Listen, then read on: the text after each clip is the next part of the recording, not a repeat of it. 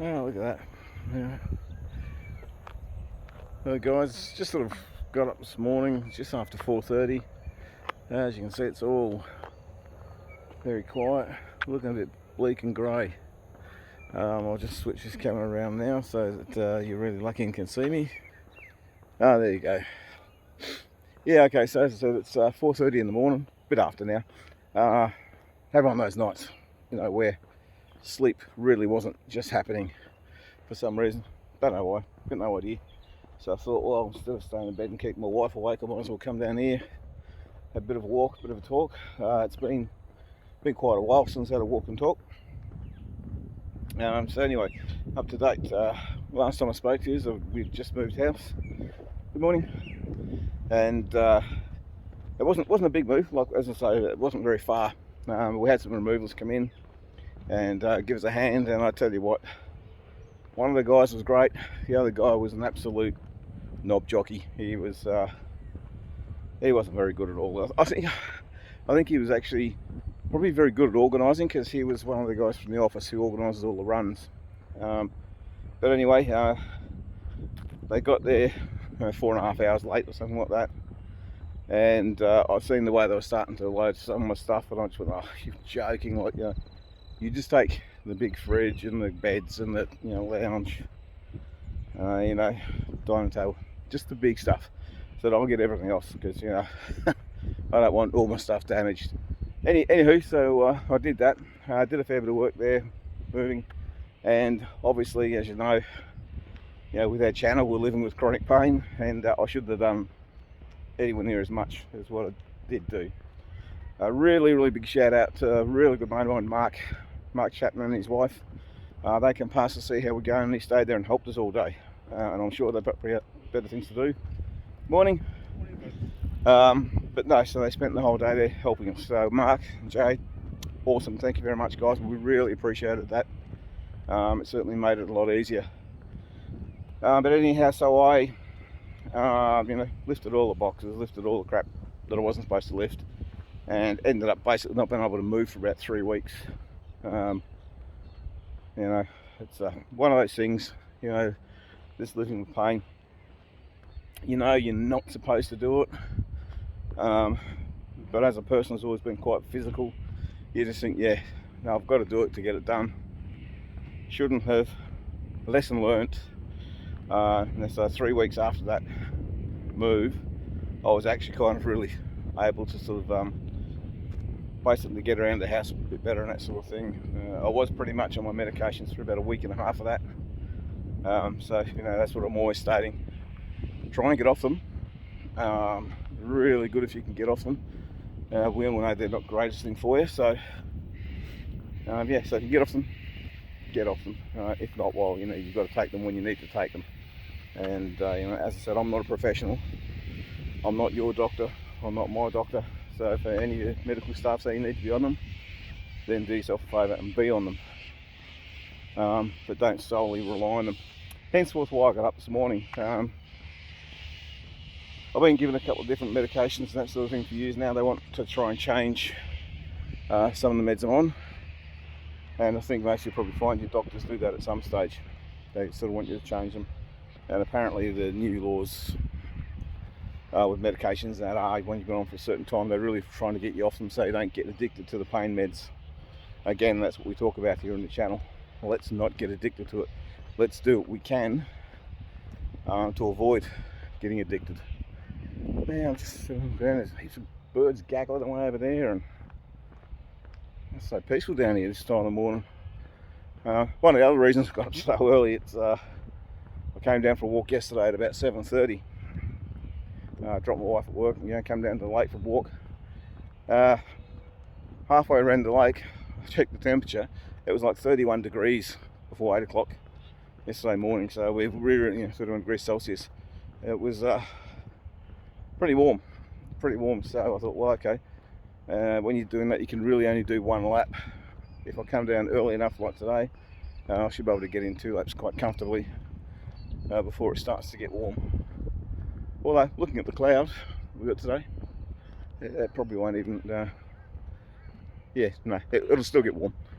because we had cloud yesterday and the sun came out and burnt it off. Man, there's some really good sized fish jumping out there too.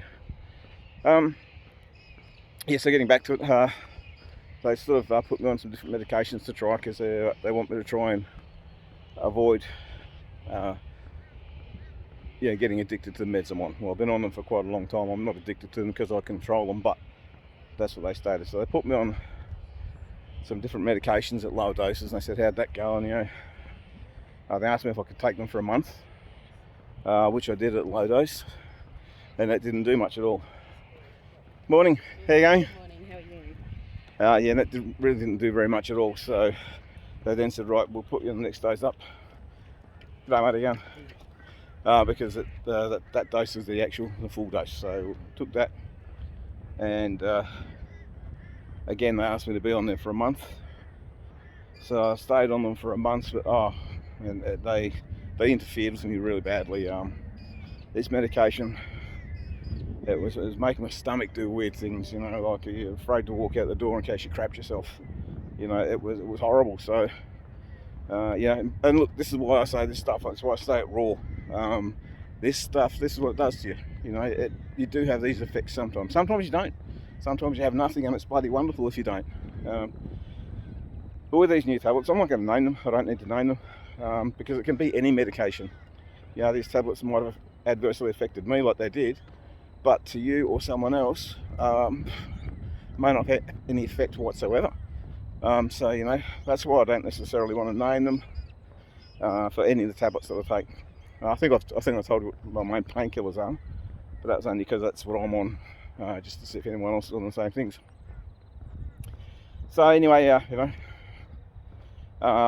it started playing up me to the point where I was worried about walking out the door, and that may have just been spasms and that sort of thing. But I got off them straight away at that point. I just stopped taking them for a week and a bit after it. I had headaches. I had the headaches. I had the shakes. So basically, it was a withdrawal of them. And these are a tablet they told me that weren't addictive. Hell yeah, it's addictive. Anything that changes your brain chemical structure has got to be addictive. So long story short, my doctor, he said, right, well, let's stay off them for another couple of weeks. We'll have a look around and see if there's something else we can try.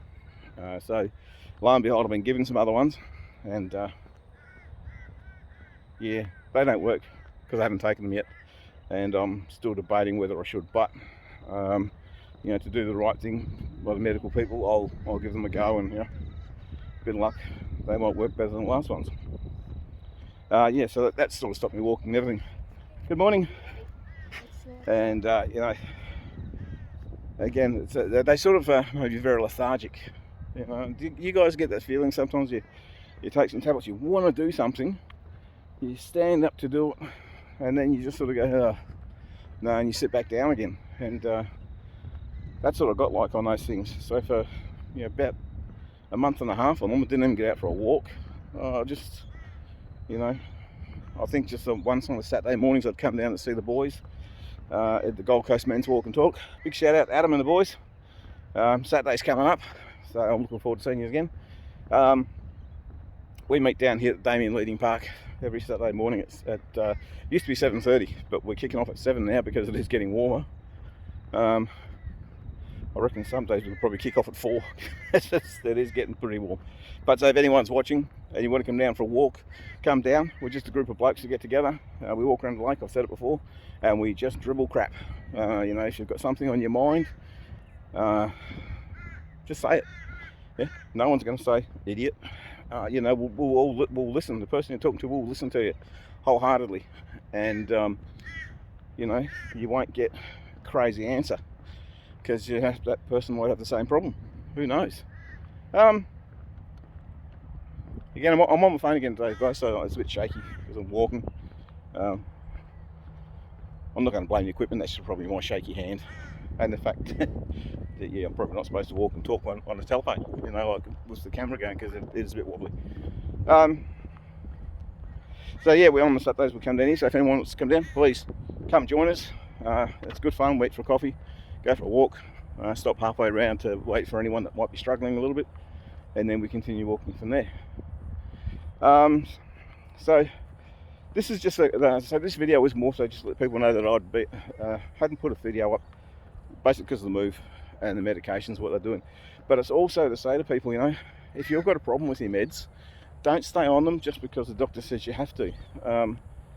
Don't be afraid to tell them that those meds aren't working, that they're causing problems.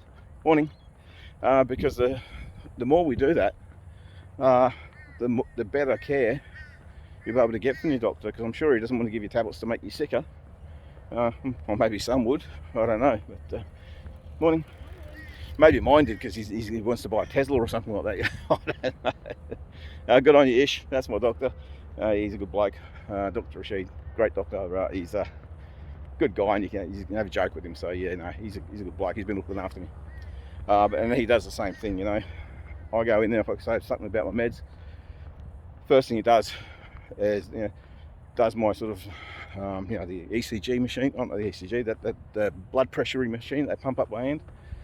Checks me out and asks about what the reactions were, when they were the worst, when they were the best, and so forth. So, you know, if you've got a problem with your meds, go to your GP, tell him, even him or her, and you know, they're there to help you. They don't, like I said before, they don't want to make you sicker. They're trying to get you better, you know. So if you don't fill them in on what's going on, then they can't help, you know. And that's pretty much it. And that's again why we're going to do the Gold Coast Men's Walk and Talk, because we blokes just don't bloody talk sometimes, you know. We're just too tough, you know. Don't do it. So g'day matey. Swapping hands again. I've got to watch out for my little phony pod thing I've got on today, because I thought I was really clever and glued it and fixed it, but I didn't want to glue it and made it worse. So my camera can drop off at any time. It's sort of starting to wobble a bit there now. Hang on guys, let's try and fix this. G'day mate. Yeah, sorry about that. That's a bit better. Morning. There's quite a few people down here this time in the morning, you know. I thought I was the only idiot getting up at this time. But never mind.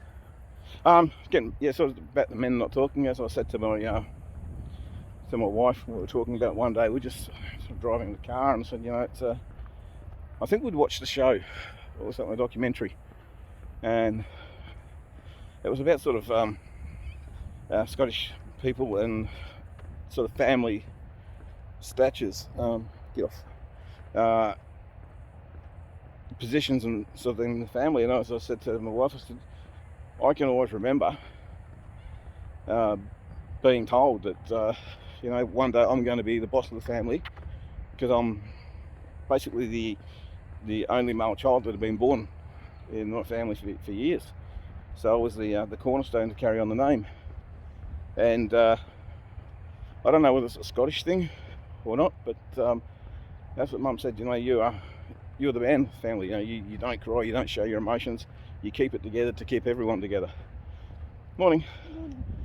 Morning. So I was just wondering whether that's the same with a lot of other families. You know, you're told that you're the cornerstone. I've got an older sister, but apparently I'm the cornerstone. So it's a weird situation. Is it just a Scottish thing, or is it a thing for other cultures? And I think that's what brings it down to men not talking much, not saying, hey, yeah, like, you know, I could do with a bit of help, I'm not feeling real good this time, you know, or, oh, you know, this happened to me today and I need to talk about it. And that's what we're trying to do. That's what I'm trying to encourage here in this channel, and that's what we're trying to encourage with the Gold Coast Men's Walk and Talk. You know, Adam, who runs the show, I've said it before, he's a great bloke, you know. Big giant of a bloke, or, you know, again, maybe it's because I'm a midget, but I'm not a midget, but I'm pretty small. And you know, he's doing a course now, or a degree, I think, in psychology.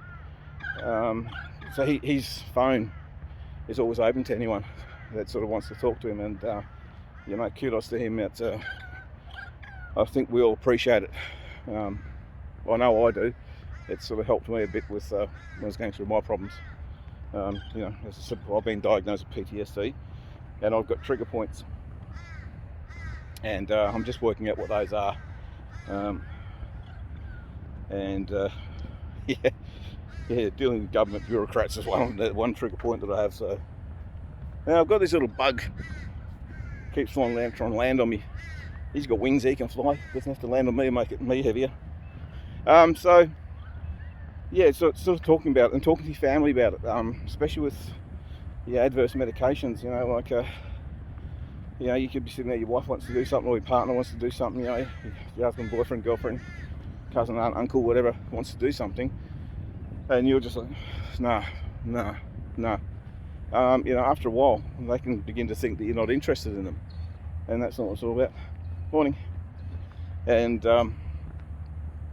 we are interested in them. We just haven't got the energy, enthusiasm to continue on and do what they want to do. So you have to keep them in the loop. Man, it's like that movie, the Blair Witch Project, isn't it? With the way the camera's wobbling, what they call it. POV. Well, that's something different altogether again. But yeah, so don't be afraid to tell them. You've got to let them know. So most families are pretty supportive. Hey.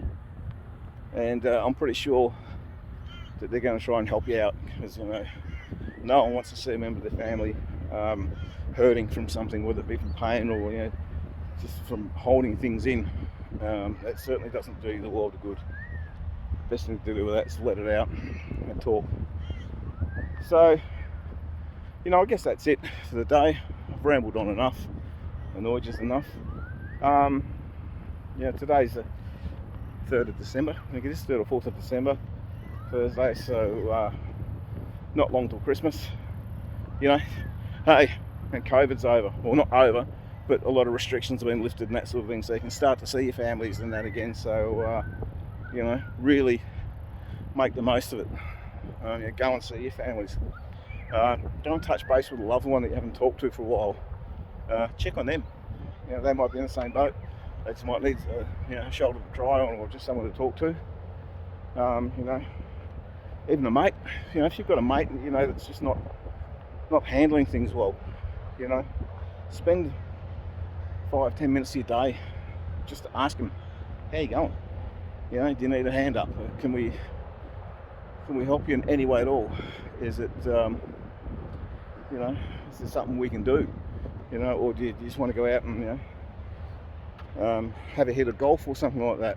I'd normally say go and have a beer, but trying to get guys to realise that you don't have to sit around having a beer just to have a chat. There's nothing wrong with a beer on a hot day. I'm not a big drinker at all.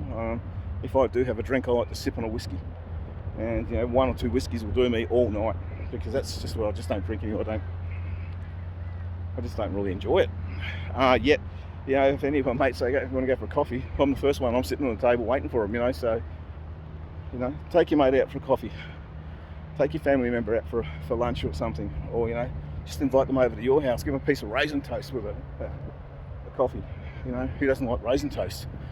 The only thing I don't like about it is you've got to fill it full of butter, so you're almost drinking it off the bread. Oh man, get away, you bug.